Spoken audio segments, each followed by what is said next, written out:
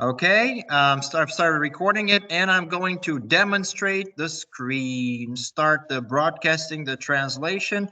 And for this, I need you, if you can see the slide, please put pluses. I'm going to, yes, so this is the first slide. If you see, please put pluses. If you see the slides, I see Olen Romanko has just sent a plus, right?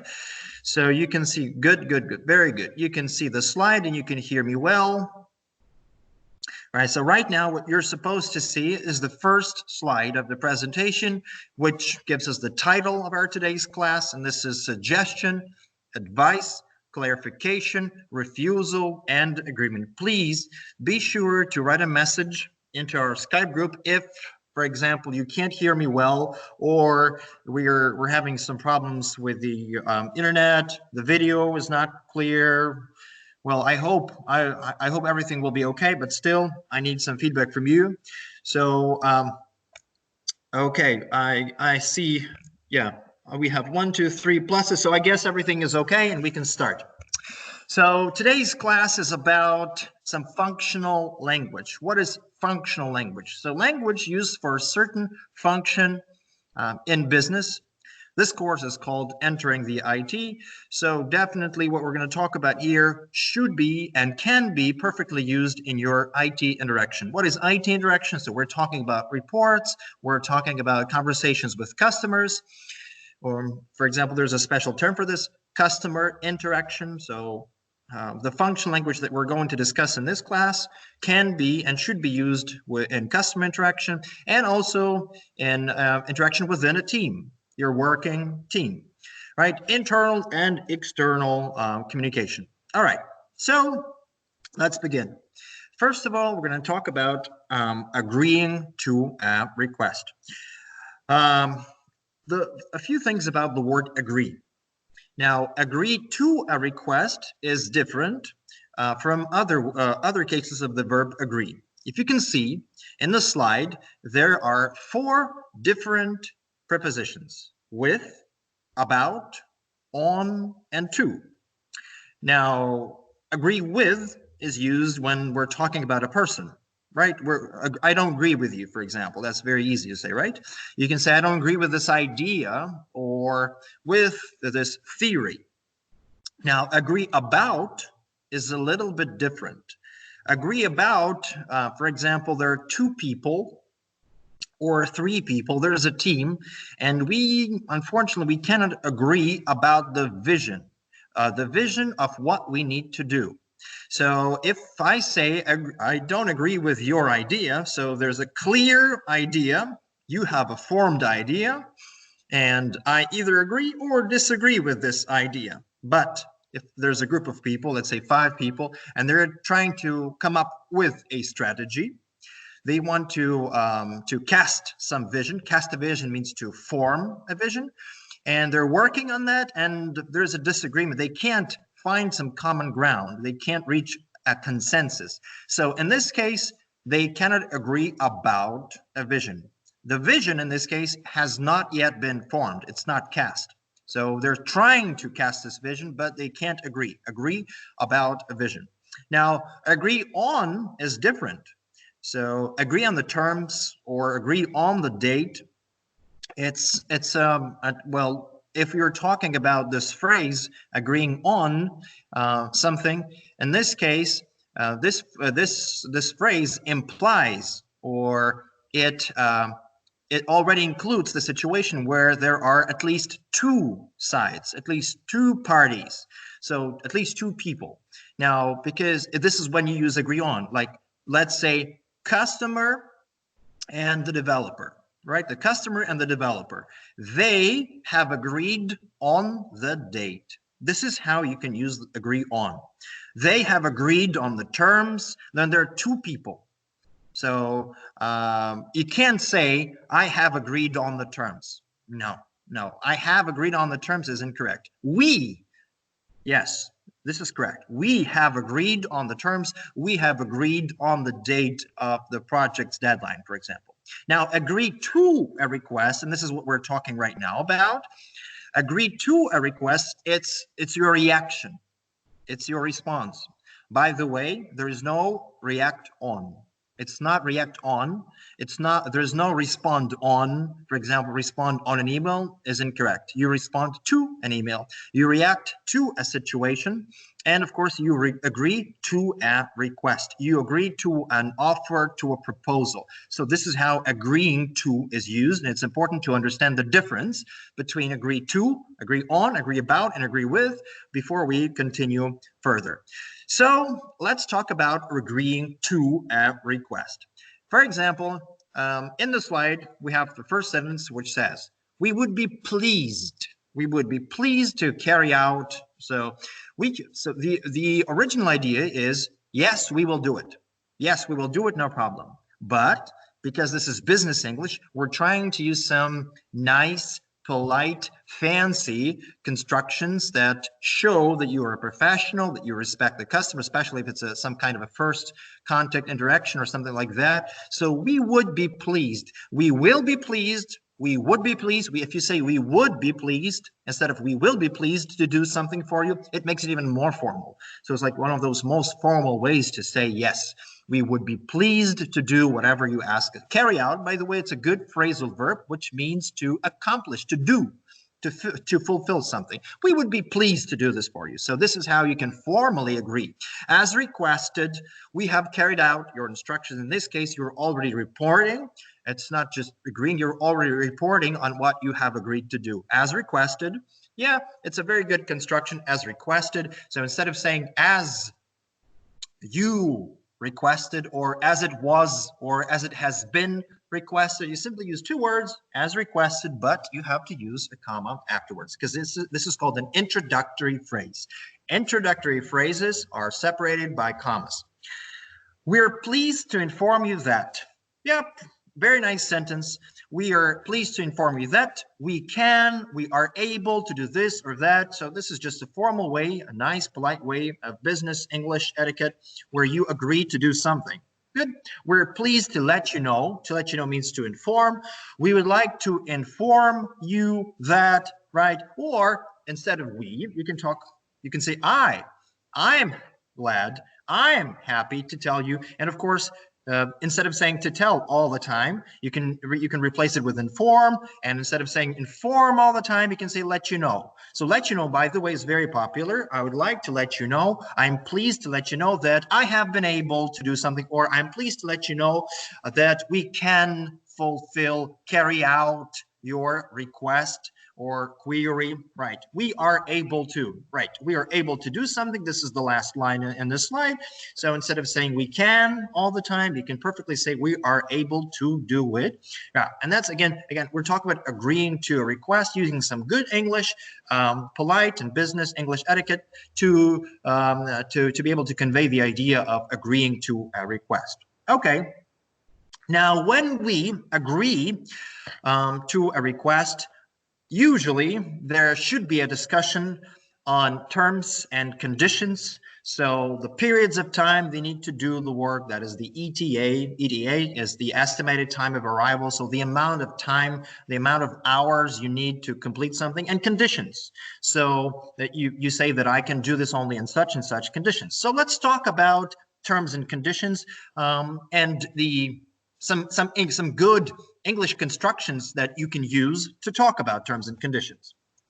Well, first of all, if we're talking about conditions, we need to understand a little difference, which can be very important in different business situations. Usually, if it's a conditional sentence has a condition in it. Usually, it starts with if, right?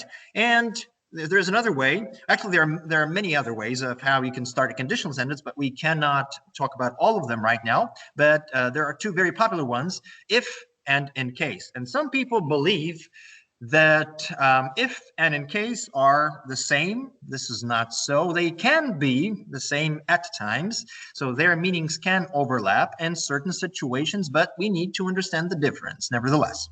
So here I'm using a simple example to illustrate the difference, which can be quite important or meaningful during customer interactions or during negotiations for some contract terms. Here's the example. I will take an umbrella if it rains. And the example below is I will take an umbrella in case it rains. So at first look, these two sentences seem very similar, not just very similar, but probably identical. Who cares? It's just if and in case. The only difference is in the replacement of this one little word, if, with in case. But let's have a look at the explanation. But before we go into the explanation of the differences, I would like to accentuate, meaning I would like to draw your attention to the fact that there is no will in this conditional or these two conditional sentences. See, it's very important to understand that. Now, why is it so important? This point is one of those basic things about conditional sentences, fundamental points in understanding English conditional sentences. And I'm sure, guys, that you have common contact. You have been told about this rule many times. But you know what the problem is? From my personal experience, and I've been teaching English for many, many years, from my personal experience, even though people know about this rule, they still make one and the same mistake over and over again. So they put will in the if clause. What is the if clause? Clause is a part of a sentence. So there is the if clause. It's when it says if it rains. This is the if clause. Now, it's a very common mistake to say if it will rain, for example, or in case it will rain. But this is wrong, guys. You should. I'm just drawing your attention to this for the sole reason of that. I'm sure that when you start speaking spontaneously, when you are so much focused on expressing your emotion, expressing your thought, that you guys, just like everybody else, can lose grammar control. And when this happens, then we have will after if. So, and then you get corrected by your English teacher and oh, yes, you say, yes, sure, I forgot. So it's so common. All right, so I will take an umbrella if it rains. Here's the explanation. If it is raining, by the way, it doesn't say if it will be raining again. So see, if it is raining when I leave, and there is no when I will leave again for the same reason. So if it is raining, it's a conditional sentence. When I leave is a temporal clause. It's almost like a conditional, but in this case, it's more related to time than to a condition. That's why it's called temporal. But there's no will after when in this case as well. If it is raining when I leave, I will take an umbrella. If it is not raining when I leave, I will not take one. But let's have a look at the second example. I will take an umbrella in case it rains. It's not the same. It implies, imply means mean. It means that I will take an umbrella with me whether it is raining at the time of my departure or not. See, this is the idea of in case. Even if it is not raining when I leave, I will take an umbrella as a precaution. What is a precaution? As a preventive measure, as something that you are trying to be proactive. You guys know the word proactive. It's very popular in business. Proactive versus reactive. So if it rains, it means that you are being reactive. Reactive means you react to a situation that has already taken place. But being proactive means you think of the situation ahead of time and you try to get ready for the situation again ahead of time. So this is being proactive. In case has got this not reactive, but proactive meaning, and sometimes it's very important in business. So if it is not raining when I leave, even if it is not raining when I leave, I will take an umbrella as a precaution, so preventive measure, so that I don't get wet, so that I don't get in trouble, so that I don't get caught by surprise if it starts to rain later. So this is an interesting difference between if and in case. Okay, here in the next slide, we see this very typical combination of words when we discuss terms and conditions. On condition that, or provided, or providing. Guys, they basically mean the same thing. They're formal constructions. On condition that, provided, and providing. So here's the example. I agree to stay. So for example, here's a situation. You want to leave. You want to leave the company. You say, thank you, but I've received a better job offer and I need to move on. You know, this is a very typical expression. I need to move on. Usually people say this when they're leaving their company, when they're quitting. They say, I need to move on in my career. But the current company does not want to let you go, and they give you a counter offer. They give you a counter offer, means they're trying to increase your salary as their reaction to your desire to leave.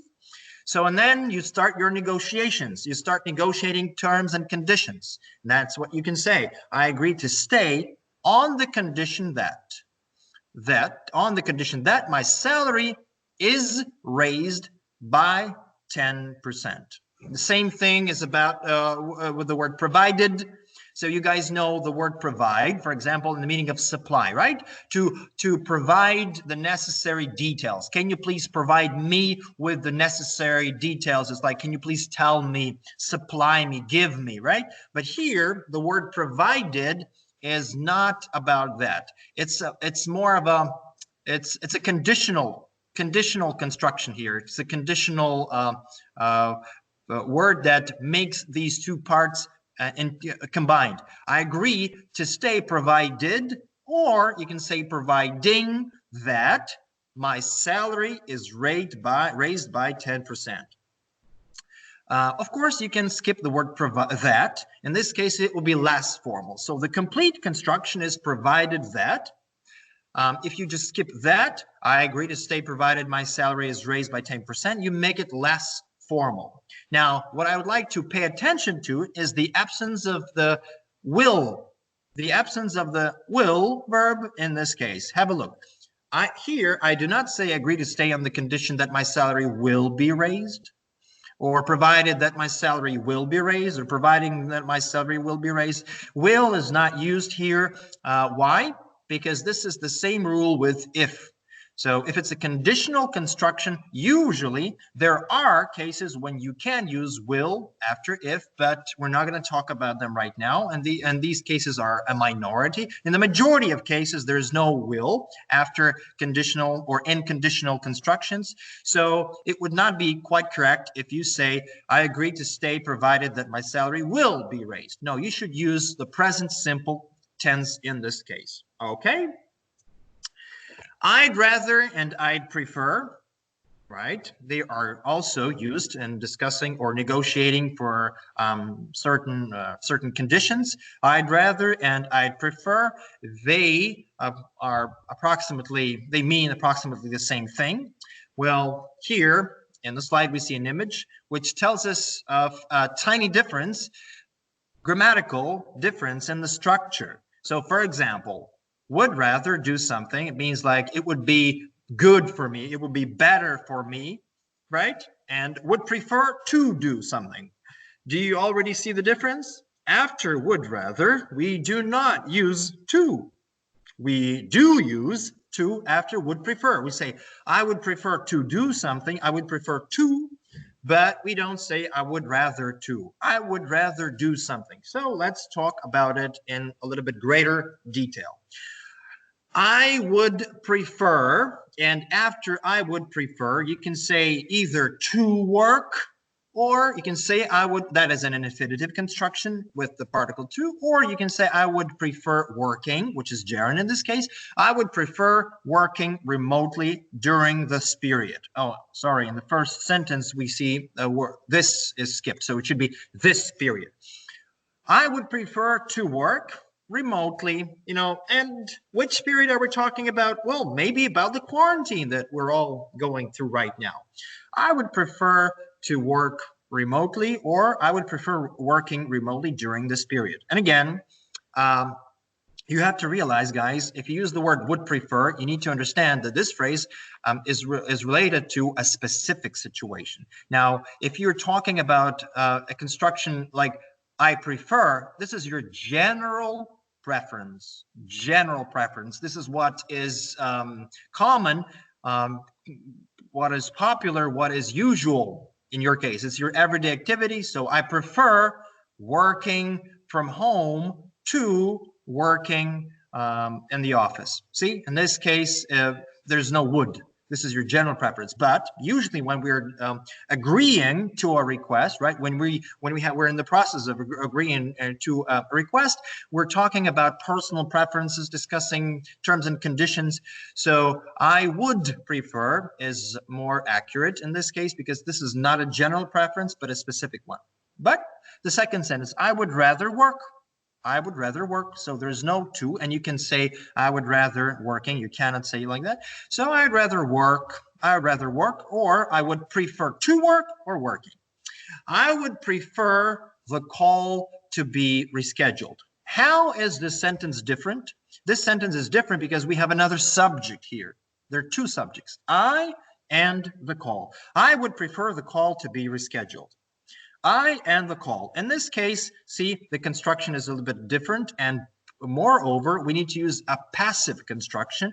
Why? Because the call cannot reschedule itself, so I should say I prefer the call not just to reschedule, but to be rescheduled. However, if you use would rather, it will be more complicated. If you use would rather plus use another subject, so we have I and the call, so two subjects, then in this case, you have to use a past form. This is grammar, my friends, so it'll be a little bit more complicated, but you need to be prepared. You need to be prepared for running into constructions like would prefer and would rather.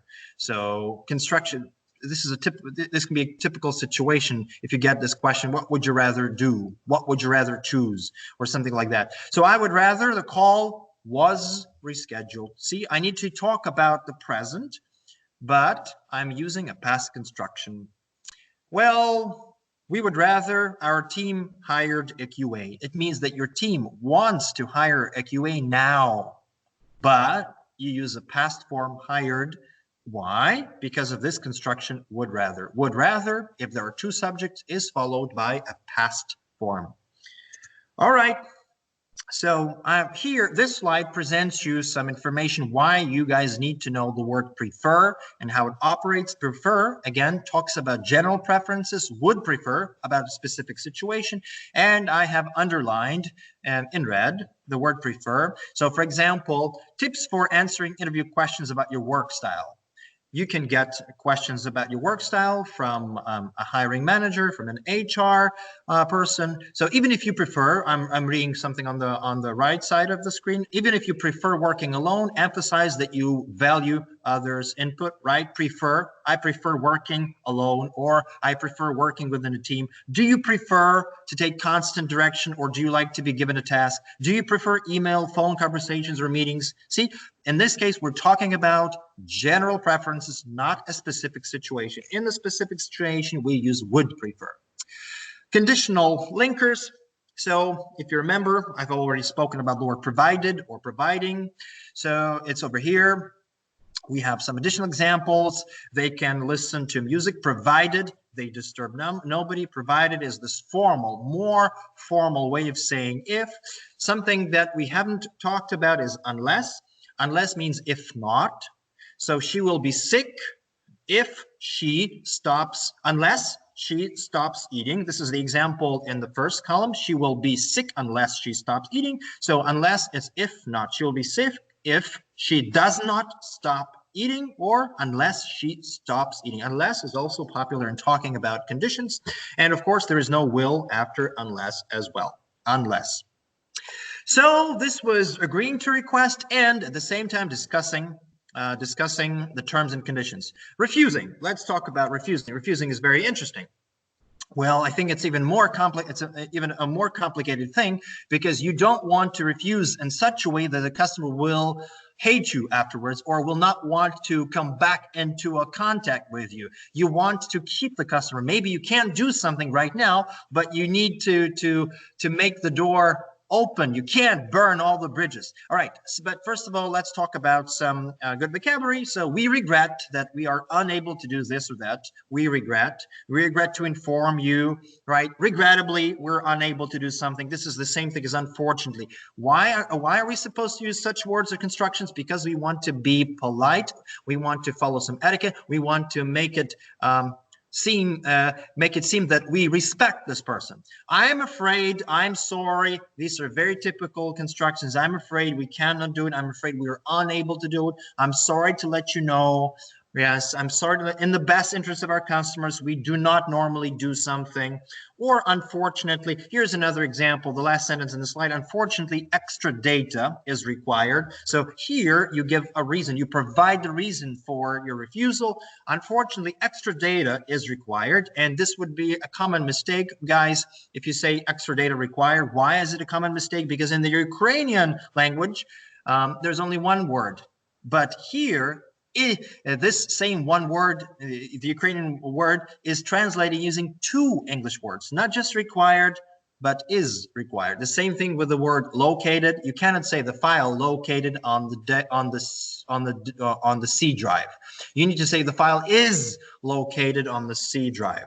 The same thing is required. Extra data is required. Unfortunately, so you already started conversation. You already mean or imply that there will be a no, but you're trying to say that politely. Extra data is required is the reason why you're saying no. Now, you can say no without actually saying no, and this is an important language skill, important linguistic skill. Why is it important? Because at times you will have to say no. There is no other way about it. Sometimes you will have to say no simply because you will not be able to do something, or you will not have the opportunity or the knowledge, the expertise to do something. But at the same time, you don't want to lose face. Right? You don't want to seem to look unprofessional in front of your potential customer. All right, when you break negative news to clients, so break the news means to inform. When you break negative news to clients, you want to soften the blow. Soften the blow, make it, you know, this is the same, we have the same expression in the Ukrainian language, to soften the blow, and show them you understand their concerns. In most cases, there's no need to say no directly. You can wrap your negative news into positive content. So wrap means put inside. You can put inside your negative content into a positive one. So making it an ingredient of your news sandwich. Have you ever guys heard of what news sandwich is? Well, I'm going to show you the image in the next slide. So here are a couple of great tips which will help you to build your best positive no. So we're refusing. Remember, we're trying to reject an offer, to refuse, to say no, but we want to do it professionally. But first of all, what's a news sandwich? The news sandwich, it's when you tell the good news, then the bad news, and then the good news. But the idea is that the central part, the core part, is the bad news here. It's when you're actually saying no, but you start with the good news, then you say the actual bad news. That was the main idea of this message, for example, and then the good news. You finish with the good news. That's the news sandwich. Let's have a look. Okay. Assert your refusal. Assert means clearly state. The customer should clearly understand that you are saying actually no, even though you're using this news sandwich, and you will see how it's used a little bit later. So if you refuse to do or deliver something your customers request, it does not mean you don't want to do this. This is just something your company does not provide. It's not about you not wanting to do it. Explain this carefully, and this is asserting. Explain this carefully to your customers without giving an empty promise. Here's an example. So unfortunately, we are not, oh, by the way, unfortunately should be followed by a comma. Unfortunately, we are not planning to implement this feature in the foreseeable future. Sorry for disappointing news. So foreseeable future, nice expression. Unfortunately, we are not planning to do something in the foreseeable future. So you're asserting your refusal clearly. Well, you can say yes instead of saying no. I mean, you're actually saying no, but you're saying yes. Have a look. When you can say yes to something more important for your customer, do this. Where can I download my chat conversations? So here's a customer request. Where can I download my chat conversations? Here's what you say. For security reasons, we do not store chat transcripts. See, this is the negative news. This is the negative news. But again, we start with the good news. What's the good news? for security reasons. We're saying something positive. We're doing this out of our best considerations. For security reasons, we do not store chat transcripts on our servers. We send them directly to the email defined for this purpose in your account. Protecting our customers' data is our main priority. Okay, see the good news. For security reasons, then you say, no, we do not store. You assert that clearly. At the same time, you finish with the good news. Protecting our customers' data is our main priority. This is an interesting way of actually refusing and saying yes rather than no. Deliver positive news, even if you had to say no. No matter whether you provide any kind of service or run an online store, there's always something you can offer your customers to maintain your relationship. Even if you had to refuse, try to find something your customers will be interested in. Just do your best to offer a positive outcome. Outcome means a result.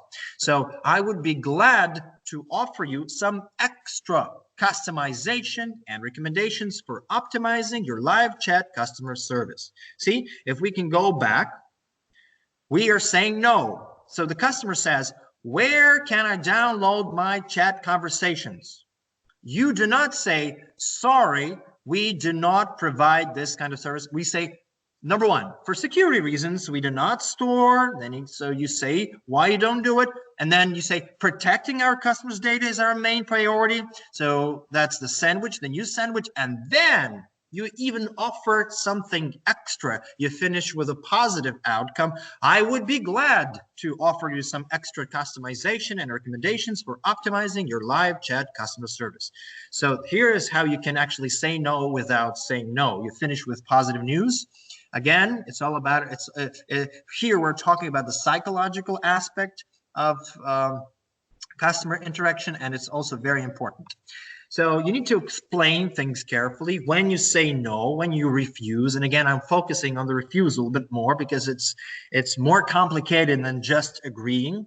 So no matter how busy you are, do not leave unsaid words and explain your customers everything carefully.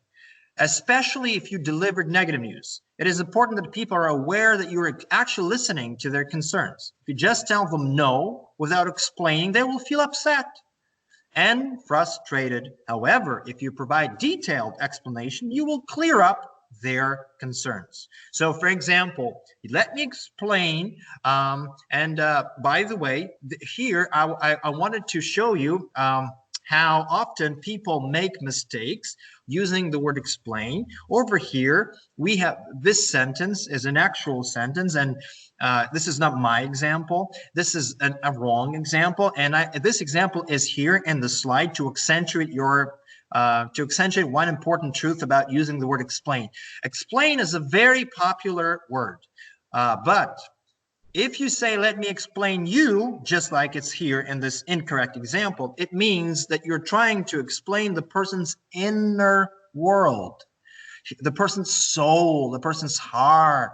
So you need to say, let me explain to you, friends. So please pay attention. Let me explain to you why we cannot provide this feature at present. Let me explain to you, right? And then the main reason for this, yes, and the second example is correct. A common mistake would be the main reason of this. It's incorrect, my friends. So main reason for this, but if you're using the word cause, when you're talking about some technical problem, you're talking about cause of. Reason for, but cause of. For example, you can say cause of the system failure was an electrical, the cause of the system failure was an electrical outage. So please accept our apologies that the feature you request is not available at present. See, nice wording, nice way of formulating your idea. Please accept our apologies. So use the word apologies that the feature you request is not available. We still deliver the bad news, right? We still refuse. We say not available, but we do it nicely. And how do we finish? We finish it positively. However, it is of highest priority, and we will do our best to implement it as soon as possible. Okay? Show your engagement when saying no. So what's the meaning of the word engagement in this particular case? There are different kinds of engagements. We're not talking about marriage here, because before you get married, you usually get engaged. We're talking about the word engagement and the meaning of the word involvement. So showing your customers that you are truly engaged in this process, you truly care, is the best way to win their trust. No matter whether you can offer any solution or not, you need to do everything you can to find it and to offer an alternative if you failed. Here are a couple of scripts for this situation. Unfortunately, right now, we cannot implement this feature, right? Again, we're delivering the bad news. We start with unfortunately, we cannot, see, that's the bad news. However, let me check with our management if we can do this in the future. See, let me check with my boss, let me check with my supervisor, let me check with, this is a nice way of opening or leaving a door open. I'm afraid our Christmas promo means promotion is over. However, see, this linking word, however, we will be glad to offer you a 50% discount for the subscription as you have been our loyal customer for 5 years. So something is over, something cannot be provided. However, we will be happy, we will be glad. However, let me check with, okay? Or I am not authorized, another nice way of saying that I do. So when you say I'm not authorized, means I don't have the rights. I'm not authorized to apply this update now. Please hold on for a while and I will check. See, and I will check if there is a technician who can do this right away. So the negative news, but then there's something positive. Okay, here's an example of how you can refuse, how you can reject someone's request. So, hey, somebody, thanks for the email. I really appreciate that you took the time to share your ideas. See, the good news. This is the beginning of the news sandwich. The negative message will come later, but we start with the good news. I really appreciate that you took the time to share your ideas. We continue giving the good news. And the second paragraph, I can certainly see how a BlackBerry app would be useful. So somebody has suggested using the BlackBerry app, but this person does not want to use it. But he says sorry. He doesn't say sorry. No. He says thank you for the time you took to share your ideas, and I understand you. I can certainly see how a BlackBerry app would be useful. And then the bad news start coming, but look at the style. With a small team, so it means they have a small team and a big product roadmap, so the steps they need to do to implement the product. We have to pick new features based on the value. Based on the value they'll add to the most users possible. And at the moment, we won't be able to make this one work. See, I have underlined that to see where the bad news come. The bad news come in line 1, 2, 3, 4, 5, 6, 7, in the 7th line. And then, see, in the next paragraph, we see the good news. Again, the good news. There's a very interesting expression. With that said, it means however. If you remember, however was used in the previous examples. With that said, comma, some of our iPhone users prefer Groove's mobile site to the native app. And did you just see what I read? Prefer, again, something that I pay attention to at the beginning, right? So prefer, I'd love to hop on a quick call. See, it's not just I'm saying goodbye. No, I'd love to hop on a quick call or Skype chat and walk you through how to get most out of it. Beautiful expressions. Hop on a quick call, walk you through how to get most. That means to get the maximum out of that. And then even without asking, even without saying, do you agree or is it okay with you? You already suggest a convenient time for a conversation. Would Thursday work for you? See, this is how you can say no, but in a very interesting way. And I hope that if there's anything else I can do for you, you won't hesitate to let me know. See, this is a standard construction. This is how you can refuse, but in a very professional way. Clarifying and confirming. So there are many different ways how you can say that you were unclear. You are unclear means that you don't understand. So you can say, I'm a little confused about it. See, I'm a little confused about, I'm not totally clear about or on this issue, on that problem. I'm not sure what you mean when you say that. And usually there is a typical mistake. People can say, I'm not sure what do you mean, but you can't say so. What do you mean is a question. But if you make a statement, you can't use the same question structure here. So you need to skip do. You should say, I'm not sure what you mean without do. I don't understand. Yeah, sometimes you can be as straightforward as that. You can say, I don't understand. I have a query or a question. A query is a formal word for a question.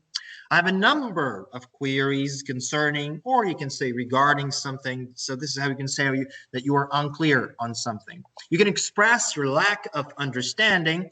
And during phone calls, during Skype conferences, online chats, I beg your pardon? So beg your pardon is the pronoun I can be skipped in this case. So they can just say, beg your pardon. It's like, excuse me, sorry, nice way. Or I beg your pardon, but I don't quite understand. Or I'm not quite sure I know what you mean. Again, please don't say, what do you mean? See, because we memorize this phrase, what do you mean? And then we say it everywhere, but it will be a mistake if you put the same phrase into a statement. I'm not quite sure what you mean, or I'm not quite sure I follow you. See, instead of saying understand, you can say follow. Nice way. I don't quite see, or I don't quite follow what you mean. So we have understand, we have I'm not quite sure, we have follow, we have see, and all of them are used to express your lack of understanding. Okay? How do you ask for clarification? What do you mean by? And of course, there's no under, because this will be an interference of our Ukrainian language. What do you mean by something? Do you mean? Could you say that again, please? Of course, it concerns our phone conversations, online chats. Could you repeat, please? Could you clarify that, please? Would you elaborate on that, please? Elaborate on something. So please add this to your vocabulary treasury. So elaborate on something means to explain in greater detail. So could you please explain? Could you please provide more details on that, please? Elaborate, nice phrase. Could you be more explicit? Explicit is the opposite of implicit. Implicit is unclear, but explicit is could you be more exact? Could you provide more details? Could you explain what you mean by? Again, I have underlined this sentence because very often people make mistakes and they say, could you clarify or could you explain what do you mean? Please don't say what do, what you mean by. Could you give us an example? I wonder if you could say that in a different way. See what a beautiful expression, what a beautiful statement you can make when you don't understand something, you're asking for clarification. I wonder if you could say that in a different way. Or could you put it differently, please? Like you don't understand what the person is saying. And it's a very nice sentence. Could you put it differently? Or could you be more specific? Could you be more specific, please? Okay. So how to clarify your idea? You can say, let me explain that in more detail. And please, friends, pay attention. There's no in more details. Such an expression in more details simply does not exist in the English language. Let me explain that in more detail. Let me put it in another way. Sorry, let me explain. In other words. So please do not say in another words, because another is used only with singular countable nouns. In other words, to say this differently or to put it differently, see, all these expressions are nice sentence starters when you want to explain something, clarify your idea. So a conference call, right? And you want to interrupt a conference call just to make sure you understand something. Sorry, would you mind if I asked a question? Please pay attention to grammar. Would, if I asked, not if I asked, but if I asked. This is conditional type 2. Would you mind if I asked a question? Or just to clarify, are you saying that, could I interrupt you for a minute? Then, would you mind if, do you see this construction? Would you mind if? It was if I asked, and here if I jumped in there, please. Jump means, would you mind if I entered or cut into this conversation? Can I stop you for just 1 minute, please? See, these are some nice ways, polite ways of interrupting a conference call. How to ask for clarification, right? You cannot understand what the customer is saying. You cannot understand the accent, for example, right? Or the customer is too fast, too fluent. So could you speak more slowly? Could you repeat that last bit? That last bit means that last part, please. Could you repeat that again, please? Could you speak up? It's when you're trying to ask the person to speak louder. Could you explain that again? Could you explain that in non-technical language? See? Or I didn't get that. I'm sorry. Could you say it again? I didn't get that means I didn't understand that. Now, confirmation. Well, you can be formal or less formal. So in the right top corner, we see this confirms that we have updated our records, right? So this is a very formal expression. This confirms that. You can say it in a different way. This is to confirm that. This confirms that, or this is to confirm that, but you can be less formal. So you can make this sentence more personal, like I would like to confirm, or I'd just like to confirm, which makes it even less formal. I would like to confirm this or that. Now, giving advice and making suggestions. Suggesting. Well, you can suggest something informally. What about? What about this or that? What about Friday at 6 p.m.? Or let's meet. Let's meet at one outside the forum. Or how about rescheduling? See, what about? How about? These are informal constructions. Some of them can be neutral. For example, you could, let's say, you say, well, you could do that. Not can, but could. Could makes it softer. Could makes it more polite. You could ask Jim for some help. So you're suggesting how something can be solved, how a situation can be solved. You could ask Jim for some help. Now, here you see this construction suggest in marked in yellow because this is a construction that very, very often is misused. It's used incorrectly. People think they know suggest, but in reality, they make mistakes with suggest all the time. So here's an example. I suggest you get a few more quotes. People would say, I suggest you to get. This would be wrong. I suggest you get. Let's talk about the grammar of suggest. Advising can be expressed through the following grammar constructions. So suggest and recommend. I suggest, and then we see the gerund form. I suggest doing. If you say I suggest to use the default settings, it will be incorrect. I suggest using. And then I suggest that you or we or they should do something. See, you can skip should, and in this case, it will be I suggest that you do it. See, it would be wrong to say I suggest you to do it. This example shows us why we cannot say to, because should is not used with to. We don't say should to do something. And because should is not used with to, and it's simply skipped in less formal English, then to is not used here by definition. I suggest that you do it. The passive construction, it was suggested that they do it, or you can say it was suggested that they should do it. Or you can suggest something, an idea, a solution to somebody. In this case, to is not related to a verb. That's why you can say to somebody. Recommend.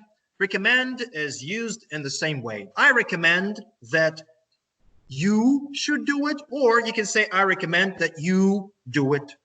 I recommend doing something, just like I suggest doing something. It is recommended for approval. See, it's the passive construction. Or something has much to recommend it, right? So these are constructions that they can be used to suggest or recommend something. And please pay attention. These constructions are often used to are often used in the IT English, but people make a lot of mistakes in them. Michael Dell, the founder of Dell. Try never to be the smartest person in the room. And if you are, I suggest you invite smarter people or find a different room, right? So I suggest you invite. He did not say, I suggest you to invite. I suggest you invite. Suggest and recommending, more formal. So you can say, may I suggest doing something? May I recommend doing that? So it's very formal. May I suggest rebooting the server? May I suggest using the default settings? Or you can say, may I suggest that you use? May I recommend that you use the default settings? I would suggest that, or I would like to suggest that. The passive construction, it is suggested that you, for example, it is suggested, and you can say it is suggested that you do not use the customized settings, or you can also say it is suggested that you not use. Why? Because you can say should not use or skip should. In this case, it is suggested that you should not use customized settings, or it is suggested that you simply not use customized settings. It seems to me that we should, or I would suggest doing something. I would suggest rebooting the server, for example. Again, suggest without the person, you. In this case, you use a gerund form. Giving recommendations and advice. So you recommend or advise somebody to do something. I advise you to do it. I recommend you to do it. If there is no person, you just say doing. I recommend, I advise doing, but you can make it formal. In this case, it will be like this. I recommend or advise that you should do it. See, this is the most complete, the most formal construction. You can skip that and you can skip should, and it will be I recommend, I advise. There's no that. See?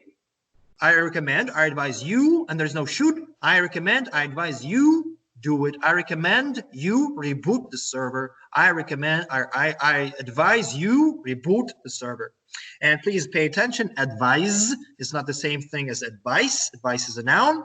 Advise is a verb. And of course, there are no advices. Advice is uncountable. We strongly recommend or advise that you follow these instructions. See, that's a strong recommendation. You can make it impersonal. It is recommended. See, you can say it is recommended that you read the instructions carefully. Or you can make it very polite. May we recommend that you notify the manufacturers? Neutral recommendation. You might like to consider taking legal advice. Consider. After consider, we use the gerund form. Please consider rescheduling the meeting, for example. We would suggest a neutral color scheme, suggest something, no verb in this case. We suggest that you invest in real estate. That we don't say we suggest you to, we suggest that you invest in real estate. Good. Advising. If I were you, I would accept this offer.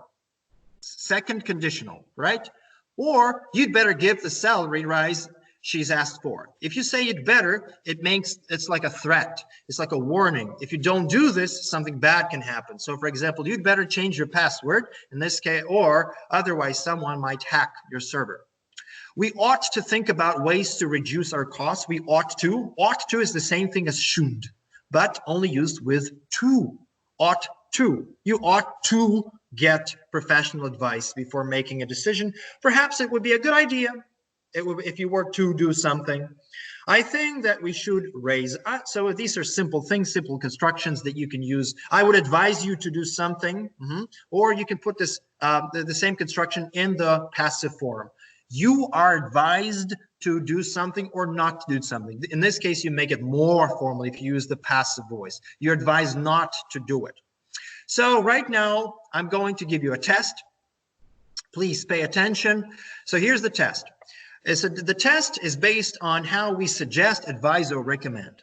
The first sentence, the lawyer, and there are three options. You need to choose the right option. The lawyer, his client, not to discuss the case with anyone. Please take your time to make the right choice. So 1, 2, 3, and here's the right answer. What is the right answer? Advised. The lawyer advised his client not to discuss. The lawyer advised his client not to discuss the case with anyone. Okay, so for example, we cannot say recommendation because it doesn't fit into here. And the lawyer suggests, no, the lawyer suggested, or the lawyer suggests. And of course, we cannot have to discuss if you use the word suggest. So it would be like this. The lawyer suggests his client should not discuss, or just not discuss the case. Jeff, let's talk about the second example. Jeff, then the blank, that we leave early to allow time for traffic. What's the right version here? Recommend, advice, suggested. 1, 2, 3. And the right version is Jeff suggested. We cannot say Jeff recommend because it should be Jeff recommends or recommended. Advice is a noun, but Jeff suggested that we leave. See, Jeff suggested not. It doesn't say Jeff suggested us to leave. It's wrong. Jeff suggested we leave. Okay. The teacher, the blank, and then changing a few lines in my essay. So what will be the right option? 1, 2, 3. And the right option is the teacher recommended. Recommend doing something, if you remember, right? You cannot say advice because it's a noun. Suggestion does not fit in, it's a noun. So the teacher recommended. The fourth example, my mother loves to, and then me on fashion. Take your time. 1, 2, 3. And of course, advise. My mother loves to advise me on fashion. Suggest me on fashion does not work here at all. And advice, again, it's a noun. Please pay attention. Advice is a noun, not a verb. The Karina, the blank, then having dinner at the restaurant close to my house. What's the right option here? 1, 2, 3. And the right option is, of course, suggested. No, because if Karina advises or suggests, but here it's suggested plus the gerund, suggested having dinner. Number 6, could I please make a what? So please choose the right option. 1, 2, 3. And what is the right option? Could I please make a suggestion? Of course. Recommends is a verb, advise is a verb, and these words do not fit into this question at all. I, the blank, that you go to the doctor as soon as possible. 1, 2, 3. And what is the right option? Of course, not the first one, because advice, in this case, is a noun. Advice is a noun, not a verb. So I recommend that you go to the doctor as soon as possible. See, you can say, I recommend going.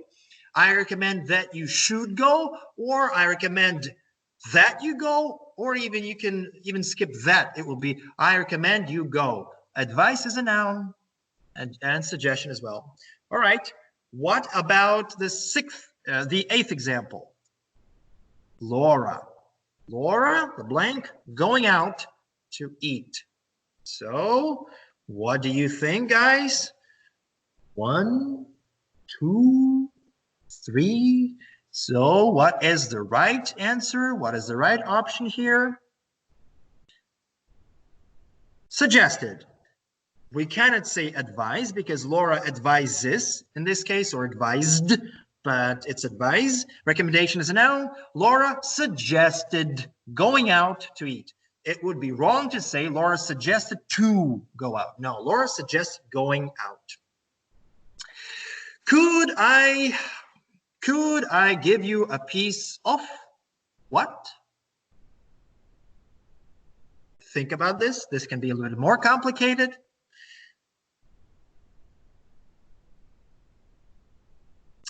Could I give you a piece of?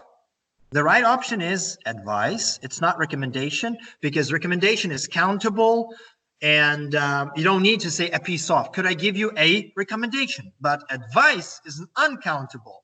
So, and this is how you say a piece of advice. Or I have 2 pieces of advice for you. Could I give you a piece of advice? Option 3, advice, not the first, but the second.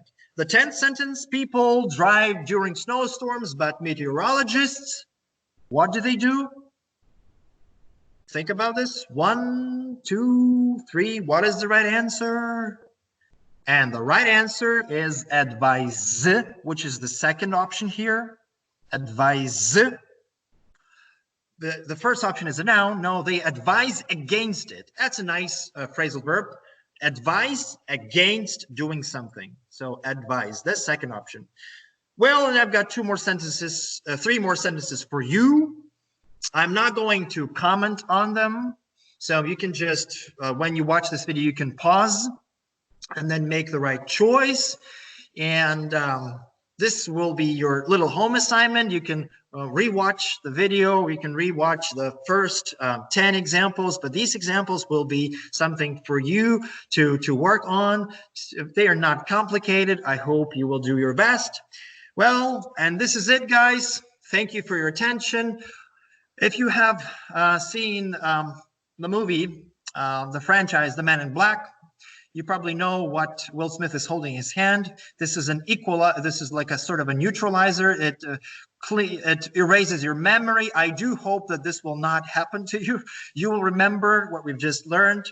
And I'm going to go back to our Skype.